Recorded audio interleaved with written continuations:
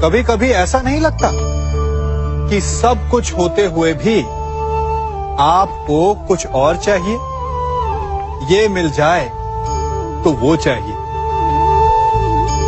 यदि आपको ऐसा असंतोष अनुभव होता है तो इसमें कोई आपत्ति नहीं है, क्योंकि संतुष्ट हो जाना मनुष्य का स्वभाव ही नहीं है। और इसी कारण मानव ने सभी जीवों में सबसे अधिक विकास किया। इसीलिए मनुष्य ने आर्थिक और शक्ति रूप से वृद्धि की, संपन्नता बढ़ती गई, ज्ञान बढ़ता गया। अर्थात विकास के लिए असंतोष बहुत आवश्यक है। परंतु समस्या तब उत्पन्न होती है जब ये असंतोष ईर्ष्या में बदल जाता है। जब आप स्वयं की संपत्ति अर्जित करने की अपेक्षा ये प्रयास करने लगते हैं कि आपके प्रतिद्वंदी की संपत्ति अधिक ना रहे, तब ये असंतोष ईर्ष्या में बदल जाता है। और यही ईर्ष्या जन्म देती है अपराध को, षड्यंत्र को। तो प्रश्न ये उठता है कि इस ईर्ष्या से बचा कैसे जाए? और इसका केवल एक ही उपाय है, जब प्रयास अपने साथ साथ दूसरों के विकास का भी हो, तब जाकर ईर्ष्या समाप्त होती है और प्रारंभ होता है आनंद का, वास्तविक विकास का।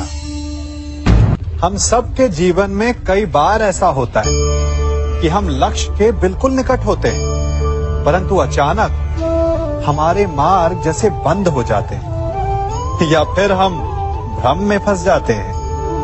कभी कभी उस भ्रम से जूझकर हार मान लेते हैं, कभी कभी उस भ्रम को ही लक्ष्य समझ लेते हैं, और प्रत्येक स्थिति में हमारा लक्ष्य हमसे दूर होता जाता है। अब प्रश्न ये उठता है कि ऐसे में क्या किया जाए? और उत्तर है धैर्य। मन जब अधीर होता है तब सोचने समझने की क्षमता खो देता है, भ्रम के माया जाल में फंस जाता है और अंततः थक कर हार जाता है। जबकि धीरज रखने से मन शांत होता है, आप एकाग्रचित होते हैं, भ्रम के माया जाल से निकलकर अपने लक्ष्य को देख पाते हैं। इसीलिए धीरज रखना सीखें, क्योंकि ये बहुत बड़ी शक्ति है।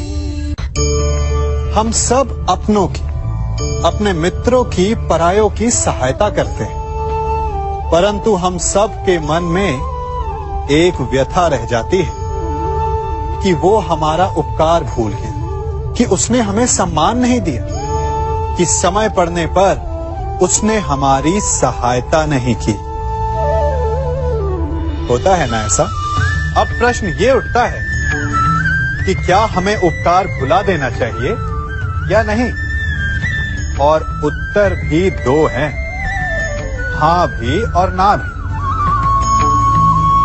हमें दूसरों पर किए गए उपकार को भुला देना चाहिए, परंतु यदि किसी ने हम पर उपकार किया है तो उसे नहीं भुलाना चाहिए। यदि दूसरों पर किए उपकार भुला दिए तो अपेक्षा नहीं रहेगी, अपेक्षा नहीं रहेगी तो वो टूटेगी नहीं, मन कुंठित नहीं होगा।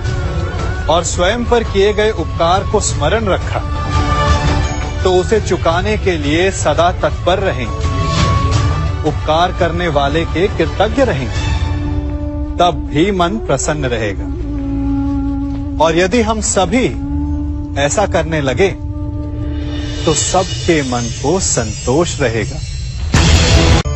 अपने लक्ष्य तक पहुंचने के लिए साधना कठिन होती है, परंतु उससे अधिक कठिन होता है अपने कर्तव्य के लिए साधना को छोड़ देना।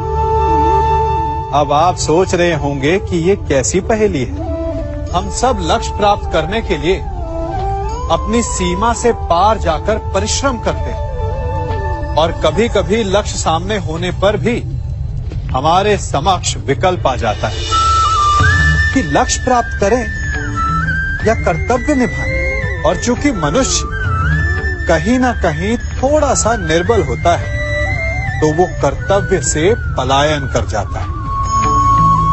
तनिक सोचिए, बिना कर्तव्य के लक्ष्य पाना क्या आपको आनंदित करेगा?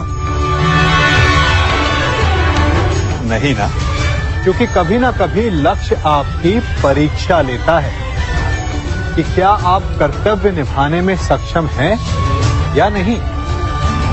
लक्ष्य आपको तभी चुनेगा जब आप कर्तव्य को चुनेंगे।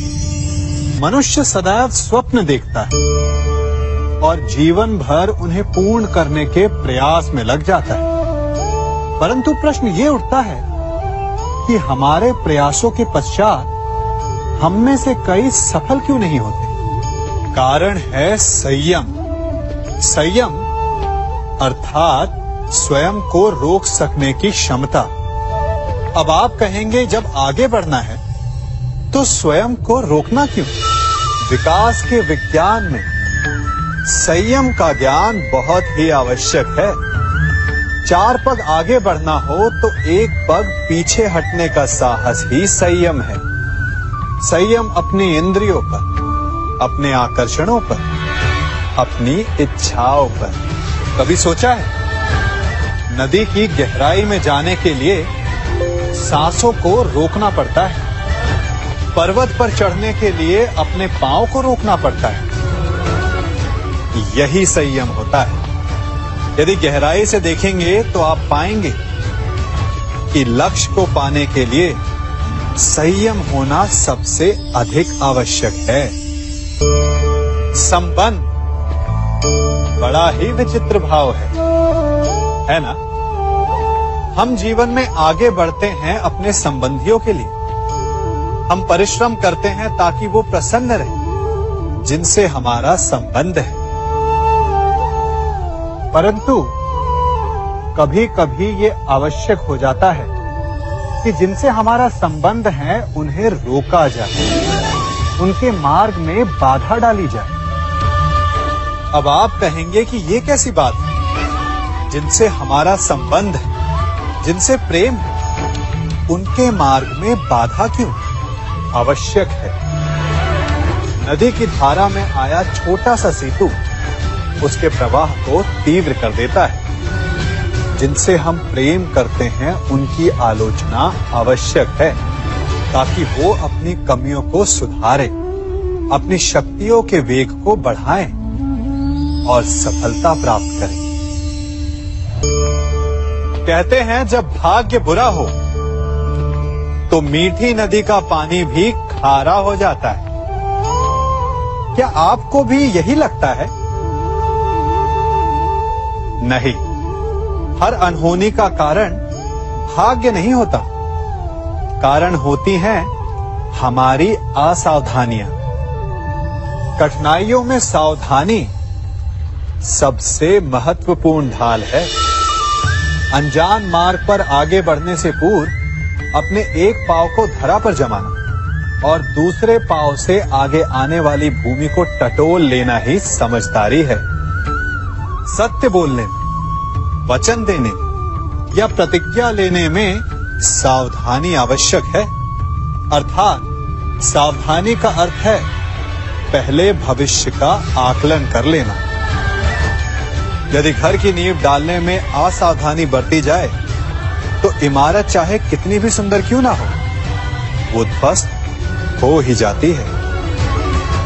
इसीलिए सुरक्षित भविष्य का आधार है वर्तमान में बरती हुई सावधानी। क्योंकि भविष्य में क्या होने वाला है ये आप जान नहीं सकते, परंतु उससे बचने के लिए सावधानी की ढाल का प्रयोग अवश्य कर सकते हैं। मनुष्य का जीवन हार और जीत, विजय और पराजय, सफलता और असफलता के मध्य झूलता रहता है। आपके साथ भी ऐसा होता होगा, है ना? जब आप सफल होते हैं, किसी चुनौती पर विजय पाते हैं, तो मन प्रसन्नता से आनंद के उपवन में झूमने लगता है, और जब आप असफल होते हैं, तब मन दुख और पीड़ा के सागर में डूबने लगता है। परंतु वास्तव में सफलता और असफलता है क्या? तनिक ध्यान से सोचिए। ये केवल हमारी मनोस्थिति मात्र है। हमारी पराजय तब नहीं होती जब हमारा शत्रु विजय प्राप्त कर ले। हमारी पराजय तब होती है जब हम पराजय स्वीकार करें। हम असफल तब नहीं होते जब हम लक्ष्य ना पा सके। हम असफल तब होते हैं जब हम प्रयास करना बंद कर दें। इसलिए प्रयास करते रहें और हार ना माने, क्योंकि जिस दिन आप हार स्वीकारना बंद कर देंगे, जीत आपके चरणों में होगी।